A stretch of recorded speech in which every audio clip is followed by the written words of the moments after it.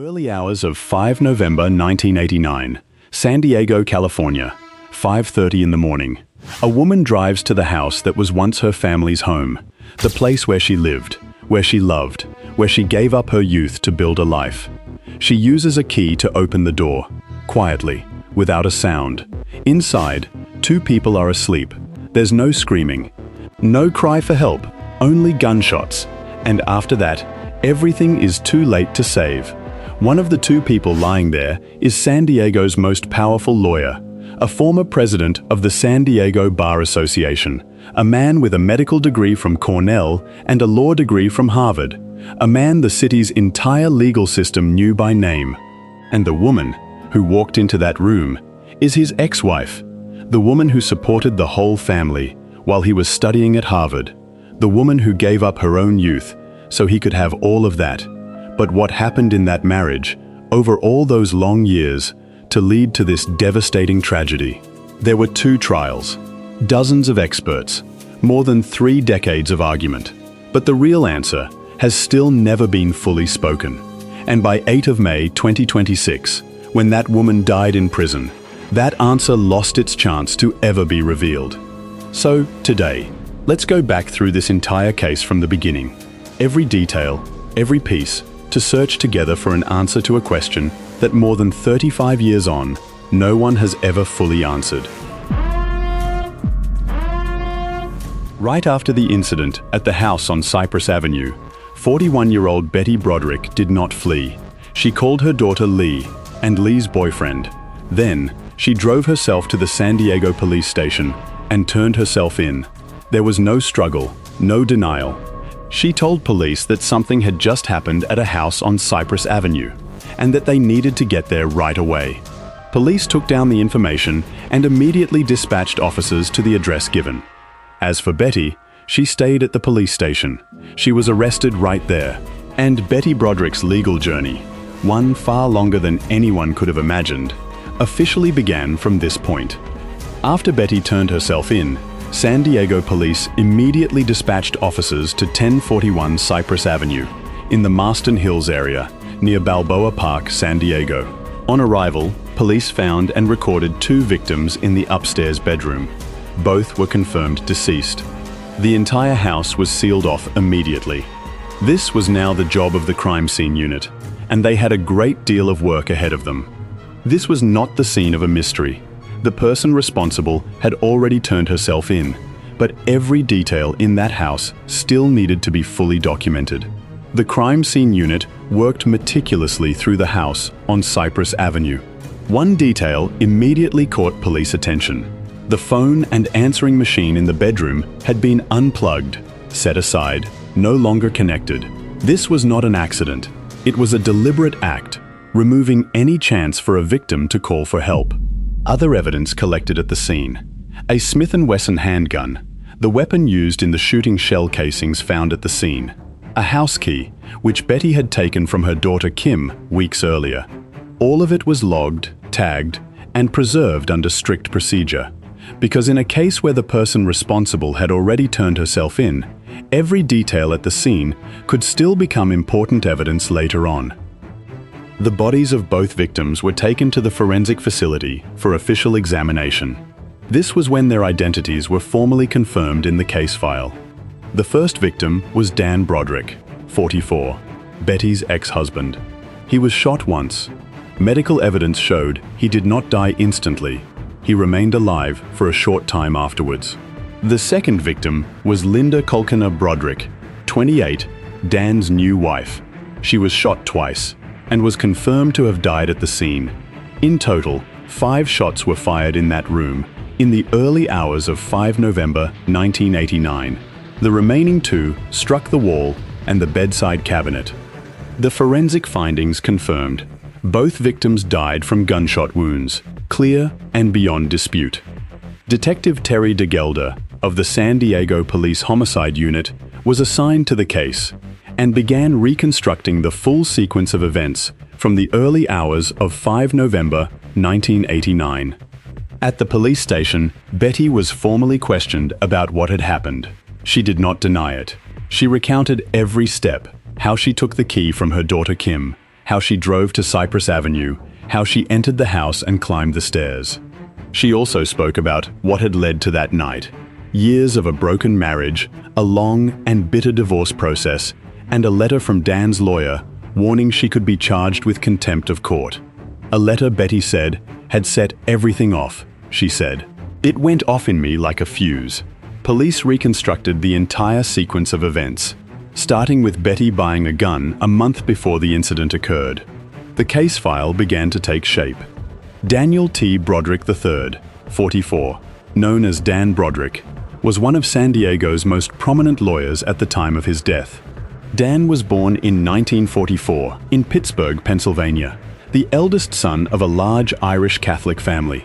He held a medical degree from Cornell and a law degree from Harvard, a rare combination that made him a leading name in medical malpractice litigation. He founded his own law firm in 1978 and quickly found success. At the time of his death, Dan was serving as president of the San Diego Bar Association, one of the most prestigious positions in the local legal community.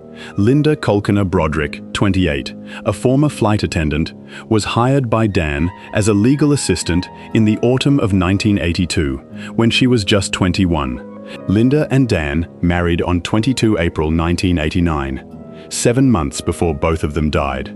Before the wedding, Linda had grown so worried about Betty's behavior that she asked Dan to wear a bulletproof vest at the ceremony. Dan refused, but still arranged for plainclothes security. Both were buried together at Greenwood Memorial Park, San Diego.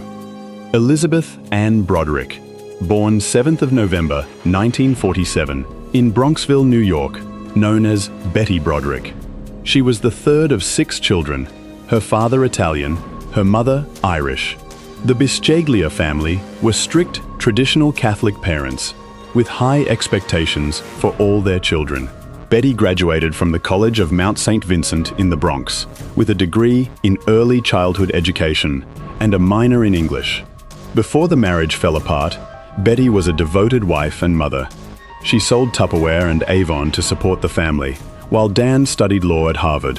She moved house many times to follow Dan's career. She gave birth to and raised 4 children. That was who Betty Broderick was, before everything changed. Betty and Dan met in 1965 at a dance at the University of Notre Dame, Indiana. Dan was 21 at the time, about to graduate and head to Cornell Medical School. Betty was 17, studying at the College of St. Mary's. They married on 12 April 1969 at Immaculate Conception Church, Tuckahoe, New York. Betty came back from her honeymoon already pregnant with their first child. During Dan's years studying law at Harvard, Betty was the one earning money for the family. She sold Tupperware, sold Avon, and cared for young children while her husband studied. This was the sacrifice Betty would return to again and again later, when she spoke about feeling betrayed. In 1973, Dan graduated from Harvard Law, and the family moved to La Jolla, San Diego. In 1978, Dan founded his own law firm, specializing in medical malpractice litigation, and quickly became a well-known, wealthy lawyer. In the autumn of 1982, Dan hired Linda Kolkiner as a legal assistant. In October 1983, Betty began to suspect Dan was having an affair with Linda. Dan denied it, but as Dan's career rose higher and higher, the distance between the two of them grew. Dan immersed himself in his work, in multi-million-dollar cases and the social circles of San Diego's elite legal world. Betty stayed home, raising the children, keeping house, waiting. There are marriages where both people grow, but in completely different directions. One person steps further into a bigger world every day. The other stands still, not because she doesn't want to move forward, but because she chose to stay behind to keep the family together. When that imbalance builds up for long enough without being addressed, it can create cracks no one notices, until it's too late to mend them. Was that what happened to Betty and Dan? Or was there something else behind it all that we will never know? In February 1985, Dan moved out. The divorce began and dragged on for 4 bitter years. Dan, as a prominent lawyer and president of the San Diego Bar Association, held a considerable advantage in the legal battle. Betty said Dan used his influence to make it difficult for her to find legal representation. Dan was granted custody of the children. The family home was sold on Dan's terms. Betty's behavior escalated month after month. She left hundreds of obscene messages on Dan's answering machine, breached restraining orders repeatedly, and once drove her car into the front door of Dan's house while the children were inside. On 22 April 1989, Dan and Linda married. Betty did not attend. A month before the wedding, Betty had decided to buy a Smith & Wesson handgun, and a few weeks before 5 November, she took the key to Dan's house from her daughter Kim. The divorce was finalized in 1989, 4 years after Dan filed for it. At the police station, and later in court, Betty gave a detailed account of what happened in the early hours of 5 November 1989. Beforehand, she had received a letter from Dan's lawyer, warning she could be charged with contempt of court for continuing to harass and threaten Dan and Linda. Before that, there had been one final trigger that set everything off, and Betty said it went off in her like a fuse. That morning, she drove to Cypress Avenue, used the key to get into the house, quietly climbed the stairs to the bedroom.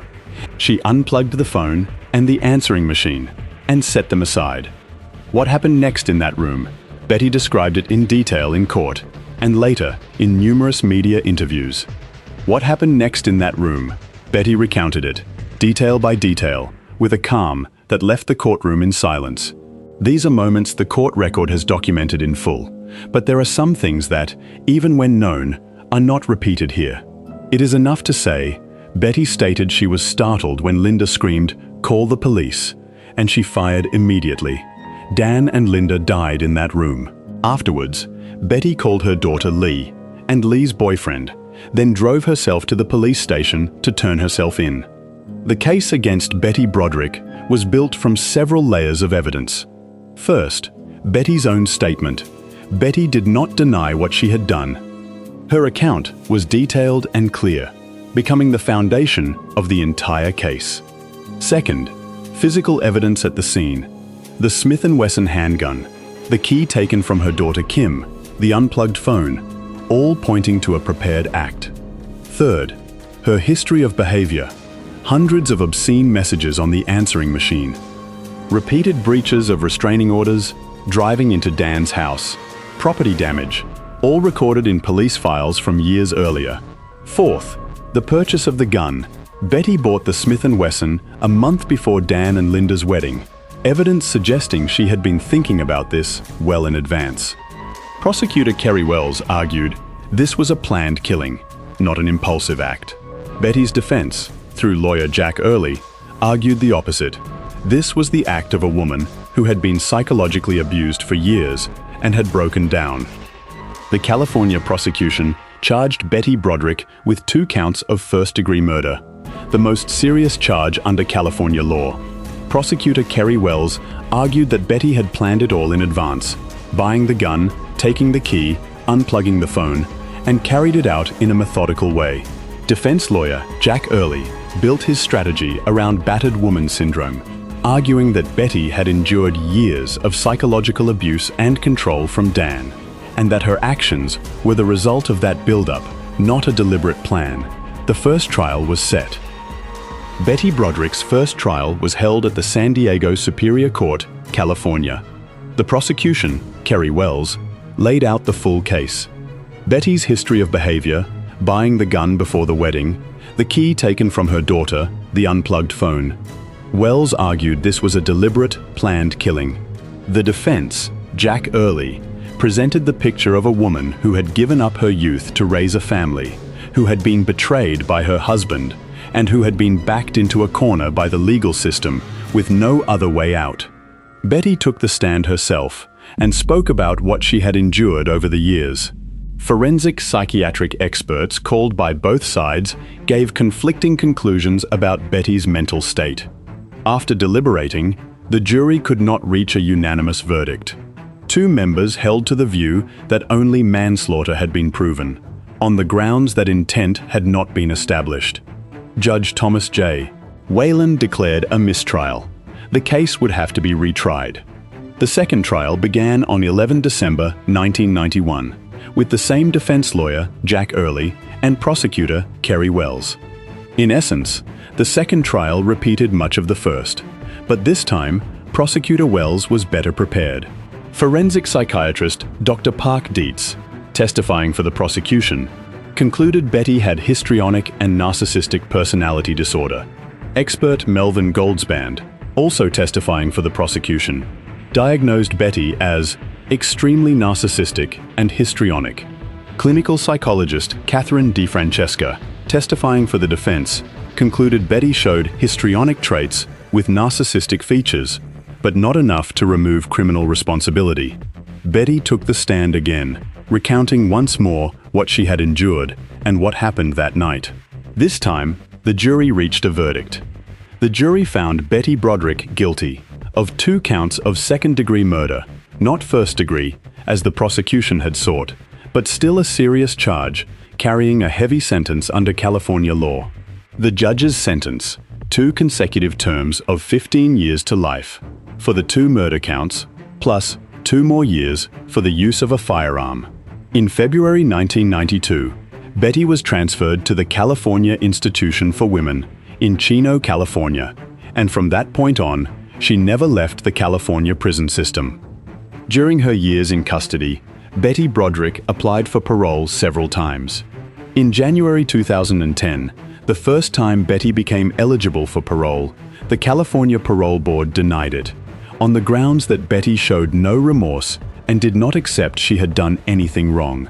In January 2017, Betty applied for parole a second time. She was denied again. Betty's next parole hearing was due in January 2032, when she would have been 84, but Betty Broderick never lived to see that day. Over more than 30 years in custody at the California Institution for Women, Betty Broderick did not stay silent. She gave numerous media interviews, for magazines and television alike. She appeared twice on The Oprah Winfrey Show. She was interviewed for 2020, Hard Copy, and several other programs. Her case became the subject of numerous works of popular culture. The television film, A Woman Scorned, The Betty Broderick Story, 1992, with Meredith Baxter playing Betty, earning an Emmy nomination, Dirty John, Season 2, 2020, with Amanda Peet as Betty and Christian Slater as Dan. At least 5 books written about the case, The Los Angeles Times Podcast, 2020. It was simple, the Betty Broderick murders. Throughout that time, Betty maintained that she felt no remorse, or at least not the kind the parole board wanted to hear. And then, the final months of Betty Broderick's life passed in silence and pain. She fell in prison and broke a rib. The injury led to an infection. The infection developed into sepsis, a body-wide infection. On 18 April 2026, Betty was transferred from prison to a medical facility. On 8 May 2026, Elizabeth Ann Broderick died. She was 78. Her youngest son, Rhett Broderick, confirmed. She died of natural causes with 3 of her children by her side, and the 4th connected by FaceTime. All of them were able to be there with her. Betty Broderick died in custody, as she had lived for more than 36 years, since the early hours of 5 November 1989. Betty Broderick's case is not a simple story of right or wrong.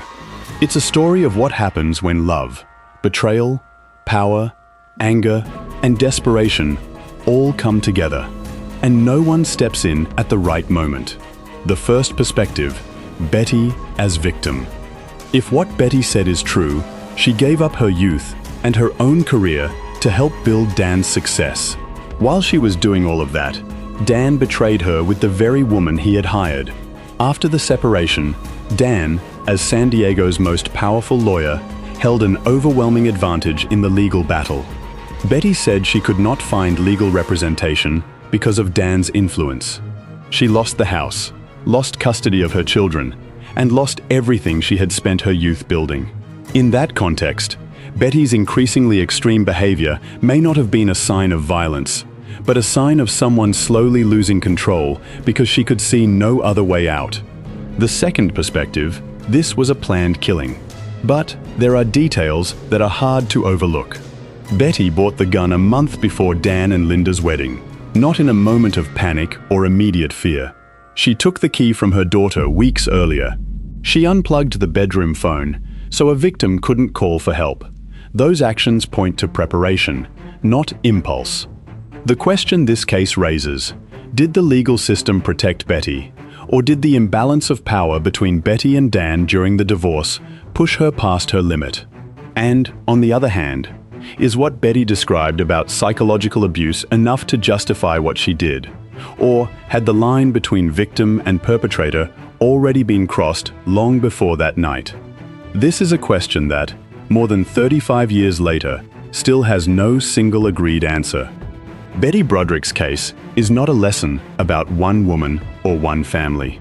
It's a lesson about what can happen in anyone's life when warning signs are ignored for too long. Lesson 1. Recognize the early signs of a power imbalance in a relationship. In any relationship, when one person consistently makes the decisions, controls the finances, and doesn't respect the other person's voice, that is a warning sign. That imbalance doesn't always lead to tragedy, but when it builds up for long enough without being addressed, it can create pressure that becomes impossible to release. If you're in a relationship where your voice isn't heard and your decisions aren't respected, reach out to family or a professional before things escalate. Lesson 2. Built-up anger and resentment don't solve anything. They only make things worse. Betty spent years leaving obscene messages, breaching restraining orders, and damaging Dan's property. None of it won her anything back. It only weakened her position in the legal proceedings and cut her off from the people who could have helped. When you feel angry and powerless, the most important thing is not to act immediately, but to find the right channel to deal with it. Lawyers, counselors, support organizations. These channels exist exactly for situations like this. Lesson 3. The line between love and obsession is thinner than we think. A deep attachment to a person, or to a life we've built, can become a source of pain when things change. When we can't accept that change, attachment can turn into obsession. Recognizing that line, in ourselves and in the people around us, is the first step to preventing tragedy. Lesson 4. Asking for help is not a weakness. Throughout the years, her marriage was falling apart. Betty Broderick did not seek professional psychological support. Or if she did, not enough of it. This isn't a criticism of her. It's a reminder that during a crisis in life, turning to a professional is normal and necessary. If you're going through a difficult time in a relationship, talk to someone, not so someone else solves it for you, but so you don't have to face it alone. If you or someone you know needs support, reach out now. In the United States, emergency, 911, 24/7 domestic violence support, 1-800-799-7233, National Domestic Violence Hotline. In Australia, emergency, 000, 24/7 domestic violence support, 1800 RESPECT, 1-800-737-732. Crisis mental health support, Lifeline 13 11 14. Crime Australia, HT produces this content for informational and educational purposes. We do not take sides in this case. We present the facts and let you form your own judgment. All information presented is based on court records and verified press sources.